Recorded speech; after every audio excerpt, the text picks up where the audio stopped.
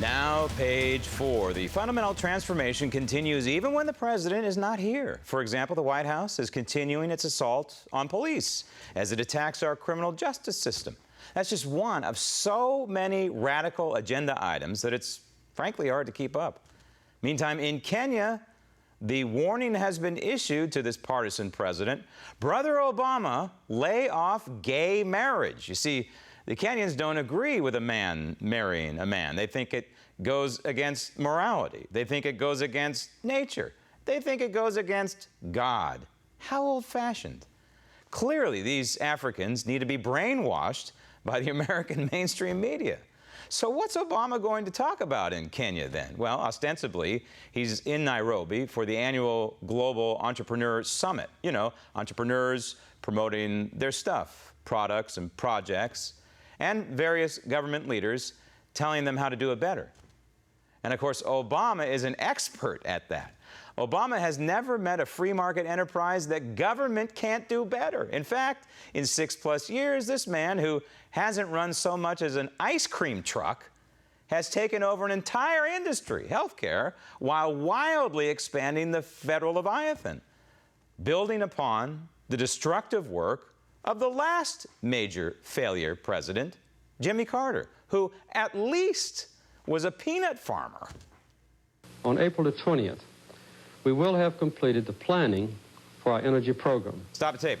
This was 1977, and this was about the time that Jimmy Carter told all Americans that you need to lower your thermostat in the winter to 65 degrees. And that's, I guess, why he's wearing that beautiful mustard sweater. Roll tape. We'll immediately then ask the Congress for its help in enacting comprehensive legislation. Our program will emphasize conservation.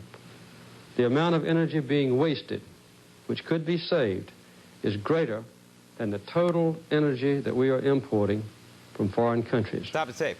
You see here, Barack Obama and the others, Hillary, they learned from this guy, and he probably learned from FDR and others as well, other liberals, other progressives, and that is you attack the United States. You attack the American people. We are wasteful. So therefore, Jimmy Carter has a solution.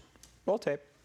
We will also stress development of our rich coal reserves in an environmentally sound way. Stop the tape. See, so at this moment, Carter put the noose around the coal industry, and there it stayed and tightened, and now Barack Obama, some 35 years later, pulled the lever on the entire coal industry. Roll tape. We'll emphasize research on solar energy and other renewable energy sources, and we'll maintain strict safeguards on necessary atomic energy production. Stop the tape. It should be noted that 2 years after this, the 3 Mile Island disaster happened, and that put the nails in the coffin, maybe forever, for the best source of energy in this country, nuclear energy. Roll tape. The responsibility for setting energy policy is now split among more than 50 different agencies, departments, and bureaus in the federal government. Later this month, I will ask the Congress for its help in combining many of these agencies in a new energy department. Stop the tape. So there you have the birth of the Department of Energy, compliments of Jimmy Carter, which really we don't need at all, except possibly you could argue that we need it for maintaining what happens in the nuclear industry. That's about it. So maybe it'll be 3 or 4 people with 3 or 4 desks. That's about it. We don't need the hundreds and thousands of people in the Department of Energy that we have now. But what all this is the foundation being laid for the modern day environmental crazy movement. That's what Jimmy Carter was doing here. Just as he opened the door in Iran to radical Islam when he helped usher out the Shah, right here in 1977, Jimmy Carter was laying the foundation for the modern day radical environmental movement.